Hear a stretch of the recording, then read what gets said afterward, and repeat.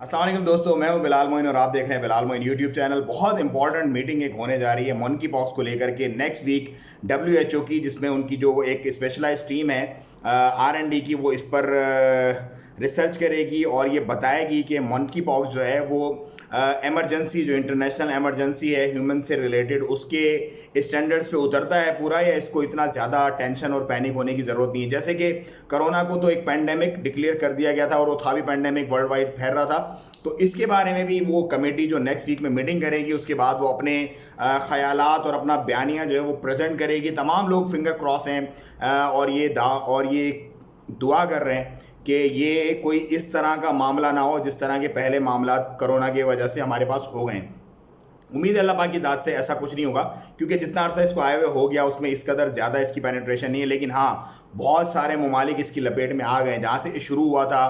फिर जिन जिन कंट्रीज़ में लोग लैंड हुए उस हिसाब से बहुत सारी इसकी नशीब व फराज अभी तक के जो सामने है उसी को लेकर के कल एक मीटिंग होनी है। लेकिन अभी कुछ भी कहना कबलस वक्त है। इंशाल्लाह हम उम्मीद करते हैं अल्लाह पाक की ज़ात से कि कुछ ऐसा ना हो जैसा कि पहले लोगों के साथ हो चुका है।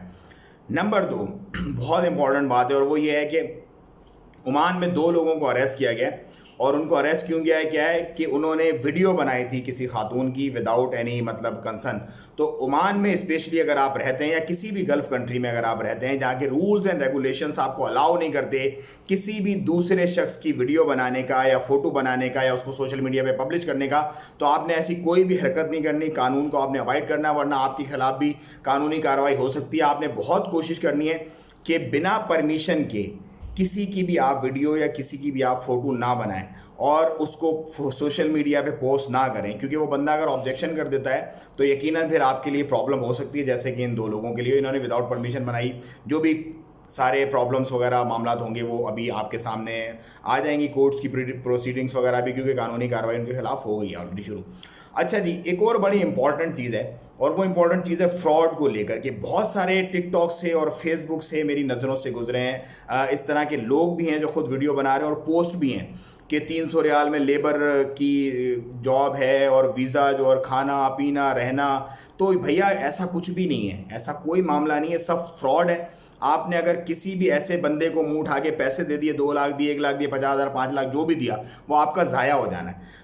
अगर आपने कोई ऐसी हरकत करनी है किसी भी एजेंट के थ्रू आपने नहीं करनी। बहुत सारे लोग ओमान के वीज़ा के लिए कर रहे हैं, UAE के वीज़ा के लिए कर रहे हैं, कोई माल्टा, शेंजन, पुर्तगाल, पता नहीं जिसका जहाँ जो दाव लग रहा है। मतलब बहुत ऐसे लोग हैं जिनको इंग्लिश बोलनी तो क्या लिखनी भी सही तरीके से नहीं आती। वो लोग पोस्ट करते हैं उल्टे पुल्टे क्लैरिकल एरर होते हैं उसके अंदर सारे के सारे, और वो लोगों को बेवकूफ़ बना रहे हैं और लोग बन भी रहे हैं बेवकूफ़, बड़ी बात है। तो आप लोगों ने खुद भी बचना है और लोगों को भी बचाना है किसी भी ऐसे सोर्स को जो कि आपको ये दावा करता है कि नौकरी भी मिल जाएगी, खाना पीना भी, बस 2 लाख दे दो, 3 लाख दे दो, इतना दे दो। नहीं, ऐसा कुछ भी नहीं देना। बहुत सारे ऐसे सर्टिफाइड केसेस भी हैं जो पकड़े गए हैं लोग, मतलब कुछ इलाकों में, क्योंकि मैं ऑलरेडी लिंक में हूँ इस तरह के कुछ लोग जिन्होंने आइडेंटिफाई किया इस तरह के लोगों को।